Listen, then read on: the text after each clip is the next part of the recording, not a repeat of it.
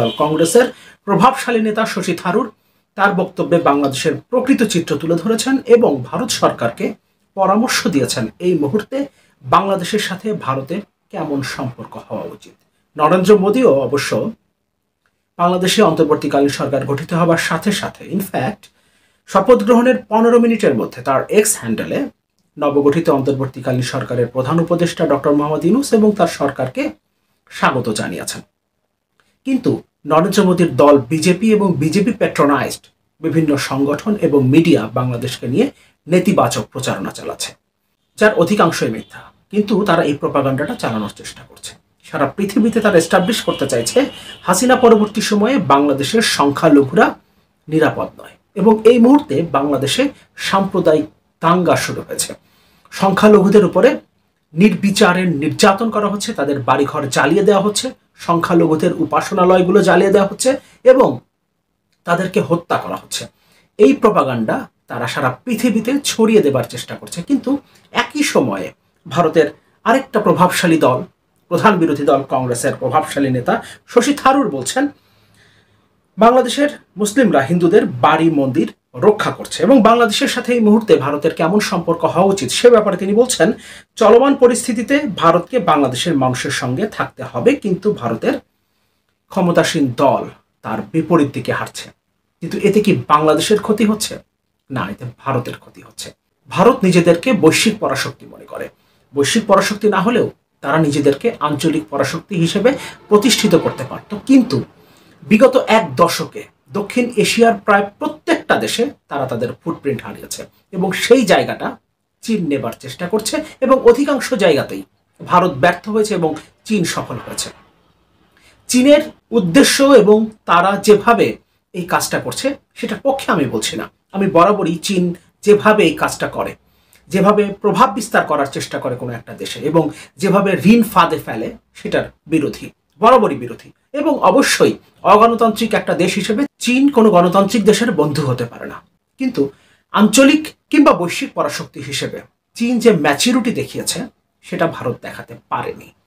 বাংলাদেশের রাজনৈতিক দলগুলোর মধ্যে বিএনপির সাথে বরাবরই চীনের একটা সখ্যতা ছিল। 2001 থেকে 2006 জোট সরকারের আমলে তারা বাংলাদেশে প্রভাব বিস্তার করেছে।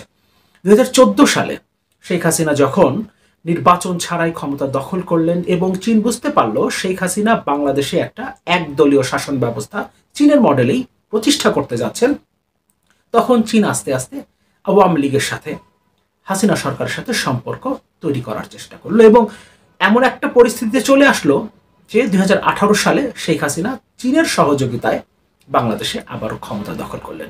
এমনকি এই সম্পর্কটা কন্টিনিউ করেছে। 2024 সালের নির্বাচনের আগে প্রকাশ্যে চীন শেখ হাসিনা সরকারকে সমর্থন দিয়েছে। কিন্তু শেখ হাসিনার পতনের সাথে সাথে নতুন সরকার যখন গঠিত হয়েছে তখন চীন নতুন সরকারের সাথে কাজ করার অঙ্গীকার ব্যক্ত করেছে। যদিও নরেন্দ্র মোদীও শুভেচ্ছা জানিয়েছেন, কিন্তু নরেন্দ্র মোদী বিশেষ করে তার দল বিজেপি যে খেলা শুরু করেছে তাতে পরিষ্কার বাংলাদেশে শেখ হাসিনার সরকার ছাড়া অন্য কোনো সরকারকে ভারত তার বন্ধু মনে করতে পারে না। এটাই একটা আঞ্চলিক বা বৈশ্বিক পরাশক্তি হিসেবে ভারতের সবচেয়ে বড় ভুল।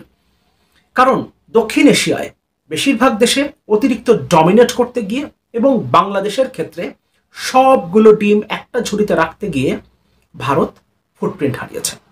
দক্ষিণ এশিয়ার অন্য দেশগুলোতেও হারিয়েছে এবং এখন বাংলাদেশেও সে তার ফুটপ্রিন্ট হারাচ্ছে এবং সেই জায়গাটা চীন নিয়ে নেবার চেষ্টা করছে।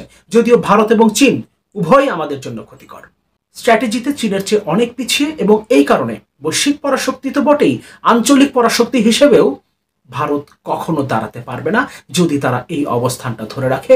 তাদের যে পররাষ্ট্রনীতি সেই পররাষ্ট্রনীতিতে তারা যদি কোনো পরিবর্তন না আনে, বিশেষ করে বাংলাদেশের ক্ষেত্রে। কারণ বাংলাদেশের ভৌগোলিক অবস্থান ভারতের জন্য অনেক সেন্সিটিভ এবং বাংলাদেশে সে যদি পুরোপুরিভাবে সরকারের সাথে সম্পর্ক এস্টাবলিশ করায় ব্যর্থ হয় তাহলে তার 7 সিস্টার্স যেমন হুমকির মুখে পড়বে, তেমনি তাদের বাণিজ্য, ভৌগোলিক অখণ্ডতা এবং সামগ্রিকভাবে বৈশ্বিক বা আঞ্চলিক পরাশক্তি হিসেবে তাদের যে উত্থান সেটা থমকে যাবে। সুতরাং ভারত বাংলাদেশের উপরে প্রভাব বিস্তার করতে গিয়ে কিংবা শেখ হাসিনা সরকারকে এককভাবে সমর্থন দিতে গিয়ে বাংলাদেশের ক্ষতি করছে না, বরং এর মধ্য দিয়ে ভারতের নিজেদের ক্ষতি হচ্ছে। আমরা একটু দেখি ভারত কি ধরনের প্রোপাগান্ডা চালানোর চেষ্টা করেছে। বিবিসি একটা রিপোর্ট করেছে, অনুসন্ধানী প্রতিবেদন, যেখানে ঘটনা ধরে ধরে তারা প্রমাণ করেছে কিভাবে ভারত থেকে ভুয়া খবর ছড়ানো হয়েছে এবং বাংলাদেশে সাম্প্রদায়িক সহিংসতা চলছে, এটা সারা পৃথিবীতে এস্টাবলিশ করতে চাইছে, কিন্তু তারা ধরা পড়ে গেছে। এই যুগে এসে এভাবে মিথ্যা প্রোপাগান্ডা এস্টাবলিশ করা কোনোভাবেই সম্ভব না। আমি প্রত্যেকটা ঘটনা একটু পড়তে চাই, কারণ আমি পুরো রিপোর্টটা পড়ব। কারণ এই মুহূর্তে ঘরে বাইরে প্রত্যেকটা জায়গায় রাজনীতি নিয়ে আলোচনা হয়, যে প্রোপাগান্ডাগুলো ছড়ানো হচ্ছে, যে গুজবগুলো চারিদিকে ছড়িয়ে পড়ছে, সেই বিষয়গুলো নিয়ে আলোচনা হয়। সেখানে আমরা এই ঘটনাগুলো জানলে সেটার উত্তর দিতে পারবো, সঠিক বিষয়টা উপস্থাপন করতে পারবো। এ কারণে আমি প্রত্যেকটা ঘটনা একটু পড়তে চাই।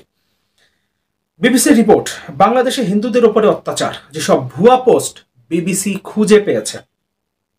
শেখ হাসিনা বাংলাদেশের প্রধানমন্ত্রীর পদ থেকে ইস্তফা দেওয়ার পরে যে সহিংসতা চলেছিল সেদেশে, তার মধ্যেই এমন বহু ভুয়া পোস্ট সামাজিক মাধ্যমে ছড়িয়ে পড়ে, যেখানে দাবি করা হয় যে বাংলাদেশে হিন্দুদের উপরে ব্যাপক অত্যাচার শুরু হয়েছে।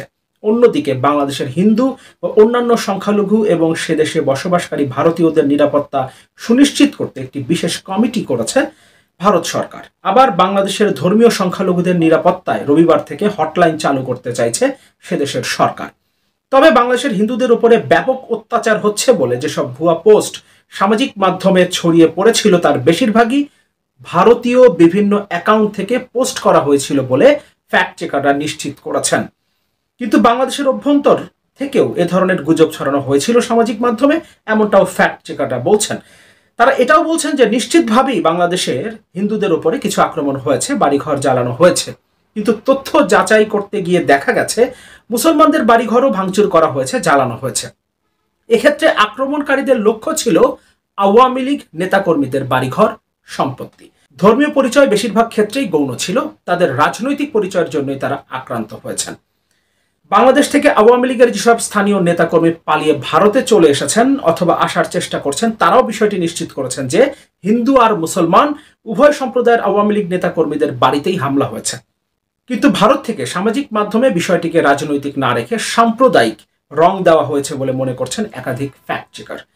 বিবিসির তথ্য যাচাইয়ের বিভাগ বিবিসি ভেরিফাইও একই সিদ্ধান্তে উপনীত হয়েছে। মন্দির পাহারায় মইনুল, এখানে একজন মুসলমানের কথা উল্লেখ করা হয়েছে যিনি অনেকদিন ধরে রাত জেগে মন্দির পাহারা দিচ্ছেন, এবং সেখানে তিনি একা নন, শুধুমাত্র মুসলিমরা না, তাদের সাথে সাথে হিন্দুরাও পাশাপাশি দাঁড়িয়ে কাঁধে কাঁধ মিলিয়ে মন্দির পাহারা দিচ্ছে। এবং সেখানে হিন্দুরাও বলছেন মুসলমানরা আমাদের উপরে কোনো আক্রমণ করেনি, বরং তারা আমাদের বাড়িঘর, সম্পত্তি এবং উপাসনালয় অর্থাৎ মন্দির রক্ষার জন্য পাহারা দিচ্ছে।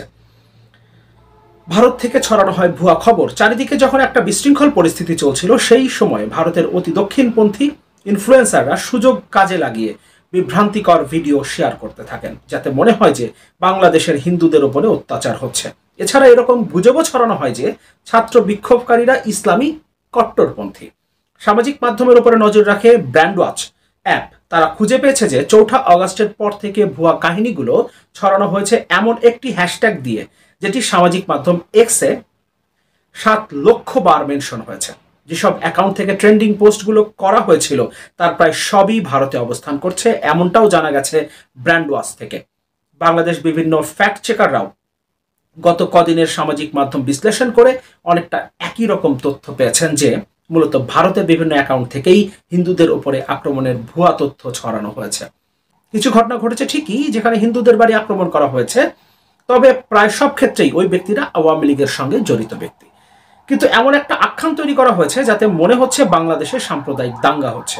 এটা একেবারেই ভুল আখ্যান ছড়ানো হয়েছে। যেসব অ্যাকাউন্ট থেকে এই ভুয়া তথ্য ছড়ানো হয়েছে সেগুলোর বেশিরভাগই ভারতের। আরেকটা ভাইরাল হওয়া পোস্টে দাবি করা হয়েছিল যে বাংলাদেশে ইসলামী জনতা একটা মন্দিরে আক্রমণ করেছে। চট্টগ্রামের নবগ্রহ মন্দিরের কাছে আগুন লাগানোর ভিডিও ছড়ানো হয়েছিল, তবে দেখে বোঝা যাচ্ছিল যে মন্দিরে আগুন লাগেনি। বিবিসি ভেরিফাইয়ের কাছে ছবি এসেছে যে ওই মন্দিরের কোনো ক্ষতি হয়নি, তবে ওই মন্দিরের পেছনে আওয়ামী লীগের একটা কার্যালয় আসল লক্ষ্য ছিল বলে মনে হয়েছে। মন্দিরের কর্মকর্তা স্বপন দাস বিবিসিকে জানিয়েছেন ওই দলীয় কার্যালয় থেকে চেয়ার টেবিল বার করে আগুন লাগানো হয়েছিল মন্দিরটির পেছন দিকে। এই ঘটনা 5 আগস্ট দুপুরের। অগ্নিকাণ্ডের পরের কয়েকটি ছবিতে দেখা গেছে যে আওয়ামী লীগ নেতাদের ছবি সহ বেশ কিছু পোস্টারও পুড়িয়ে দেওয়া হয়েছিল। মিস্টার দাস আরও জানিয়েছেন যে 24 ঘন্টায় মন্দিরে পাহারা দিচ্ছেন মানুষ, অধিকাংশই মুসলমান। লক্ষ্য আওয়ামী লীগ, হিন্দুরা নয়। আরও দুটি ভাইরাল হওয়া পোস্টে দেখা গেছে যে বিভ্রান্তিকর তথ্য দিয়ে দাবি করা হয়েছে যে হিন্দুদের উপরে আক্রমণ হয়েছে, কিন্তু যাচাই করে দেখা গেছে যাদের উপরে আক্রমণ করা হয়েছিল তারা আসলে আওয়ামী লীগের নেতা এবং তারা মুসলমান। এইসব পোস্টই ভারতীয় দক্ষিণপন্থী অ্যাকাউন্টগুলো থেকে ছড়িয়ে পড়ে। পরবর্তীতে সেভ বাংলাদেশি হিন্দু হ্যাশট্যাগ দিয়ে সেসব শেয়ার করা হয় হিন্দুত্ববাদীদের ভেরিফাইড অ্যাকাউন্ট থেকে। সম্প্রতি আরও একটি ভিডিও ভাইরাল হয়েছে যেখানে দাবি করা হয়েছে যে ইসলামী জনতা হিন্দুদের গ্রাম আক্রমণ করেছে এবং একজন হিন্দু ধর্মাবলম্বী পুকুরে সাঁতার কেটে পালানোর চেষ্টা করছে। ভারতীয় ফ্যাক্ট চেকাররাই খুঁজে বার করেছেন যে ওই ব্যক্তি মুসলমান। সম্প্রতি 2 নারীকে কিডন্যাপের কাহিনী ছড়িয়ে পড়ে সামাজিক মাধ্যমে। এর মধ্যে একটি ঘটনা ঢাকার, অন্যটি নোয়াখালীর। ঢাকার ঘটনাটি হলো একটি ছাত্রী রাস্তার ট্রাফিক ডিউটি করছিল দীর্ঘক্ষণ। তার বাবা মাই জোরপূর্বক তাকে বাড়ি নিয়ে যায়। অধ্যাপক রহমান বলেন সেই ভিডিওকে বলা হলো যে ওই ছাত্রীকে নাকি কিডন্যাপ করা হয়েছে। আর নোয়াখালীর ঘটনায় যে নারীকে কয়েকজন গণধর্ষণের জন্য কিডন্যাপ করা হয়েছে বলা হচ্ছিল, আসল ঘটনা হলো ওই হিন্দু নারী প্রাক্তন স্বামীর থেকে আলাদা হয়ে নিজের বাবা মায়ের কাছে থাকছিলেন, কিন্তু তার স্বামী কয়েকজন বন্ধুকে সঙ্গে নিয়ে ওই নারীকে উঠিয়ে নিয়ে যান। এটাকে হিন্দু নারীকে গণধর্ষণের জন্য কিডন্যাপ বলে চালানো হয়েছে। দৈনিক আজকের পত্রিকার ফ্যাক্ট চেকার রিদওয়ানুল ইসলামের কথায় শুধু যে সামাজিক মাধ্যমে গুজব ছড়ানো হয়েছে তা নয়, কয়েকটি টিভি চ্যানেল এবং পোর্টালও সামাজিক মাধ্যমের ওইসব গুজবের উপরে ভিত্তি করে সংবাদ প্রতিবেদন পর্যন্ত বানিয়ে ফেলেছে। যে কয়েকটি টিভি চ্যানেল এবং পোর্টালের নাম তিনি নিলেন সেগুলো সবই পরিচিত হিন্দুত্ববাদী সংবাদ মাধ্যম। বিবিসি এটাও জানতে পেরেছে যে শুধু ভারত বা বাংলাদেশ নয়, যুক্তরাজ্যের এক পরিচিত অতি দক্ষিণপন্থী ইনফ্লুয়েন্সারও এ ধরনের গুজব ছড়িয়েছেন। টমি রবিনসন নামের ওই ইনফ্লুয়েন্সার যাচাই না করার নানা ভিডিও ছড়িয়ে লিখেছেন যে বাংলাদেশে হিন্দুদের গণহত্যা চলছে। চট্টগ্রামের শ্রী শ্রী সীতাকালী মাতা মন্দিরের বাইরে মুসলমান আর হিন্দু ছাত্ররা কথা বলছিলেন সম্প্রীতি নিয়ে, ভবিষ্যৎ নিয়ে। এইসব গুজব ছড়ানোর উদ্দেশ্য হলো একটা বিশৃঙ্খলা তৈরি করা, হিন্দু মুসলমানদের মধ্যে দ্বন্দ্ব তৈরি করা, বলছিলেন মিস্টার মইনুল। তবে আমরা ফাঁদে পা দেব না জানালেন তিনি। এলাকার আরেক বাসিন্দা ছোটন নিয়মিত ওই মন্দিরটিতে যান, যিনি একজন হিন্দু। তিনি তার মুসলমান পড়শিদের ধন্যবাদ দিচ্ছিলেন। তাদের ধন্যবাদ, যতক্ষণ না এই কঠিন সময়টা আমরা পার করতে পারছি ততক্ষণ যেন তারা এভাবেই পাশে থাকেন। স্বাধীন বাংলাদেশে ভবিষ্যতেও যেন আমরা এভাবেই একসঙ্গে কাটাতে পারি, বললেন ছোটন। এটাই আমাদের বাংলাদেশ। এখানে হিন্দু মুসলিম কোনো ভেদাভেদ নেই। হ্যাঁ, আওয়ামী লীগের নেতাকর্মীদের বাড়িতে হামলা চালানো হয়েছে, কোথাও কোথাও কারো কারো ব্যবসা প্রতিষ্ঠানে ভাঙচুর চালানো হয়েছে, কোথাও কোথাও আগুন দেওয়া হয়েছে। আমরা কোনোভাবেই এ ধরনের সহিংসতা সমর্থন করি না। যে দলেরই হোক, যে ধর্মেরই হোক না কেন, নৃগোষ্ঠীর হোক না কেন, কারো ওপরে এ ধরনের হামলা চালানো যাবে না, কারো বাড়িতে ভাঙচুর চালানো যাবে না, কারো ব্যবসা প্রতিষ্ঠানে ভাঙচুর চালানো যাবে না, আগুন দেওয়া যাবে না। আমরা কোনোভাবেই এই ধরনের সহিংসতা সমর্থন করি না। কিন্তু যেভাবে বিষয়টাকে ভারত থেকে উপস্থাপন করা হচ্ছে এবং সারা পৃথিবীতে যেভাবে প্রমোট করা হচ্ছে সেটা পুরোপুরি একটা মিথ্যাচার। যদিও এই মিথ্যাচার করে ভারত সরকার খুব বেশি সুবিধা করতে পারবে না। হ্যাঁ, তাদের অনেক ধরনের লক্ষ্য থাকতে পারে। কয়েকদিন ধরেই আমরা দেখছি চট্টগ্রাম, এরপর শাহবাগে পরপর 2 দিন, এবং সীমান্তে বিভিন্ন ঘটনা, সবকিছু মিলে আমরা বুঝতে পারছি বাংলাদেশকে অস্থিতিশীল করার একটা চেষ্টা চলছে। কিন্তু এতে তারা সফল হবে না, বরং ভারত বৈশ্বিক পরাশক্তি তো নয়, আঞ্চলিক পরাশক্তি হিসেবেও দাঁড়াতে পারবে না যদি তারা তাদের পররাষ্ট্রনীতি পরিবর্তন না করে। তারা যদি দক্ষিণ এশিয়ায় তাদের ডমিনেন্স ক্রিয়েট করতে চেষ্টা করে, কিংবা বাংলাদেশে তাদের যে পররাষ্ট্রনীতি, অর্থাৎ একটা দলের উপরে তারা যে আস্থা রেখেছে, একটা দলের ওপরেই যে তারা বাজি ধরেছে,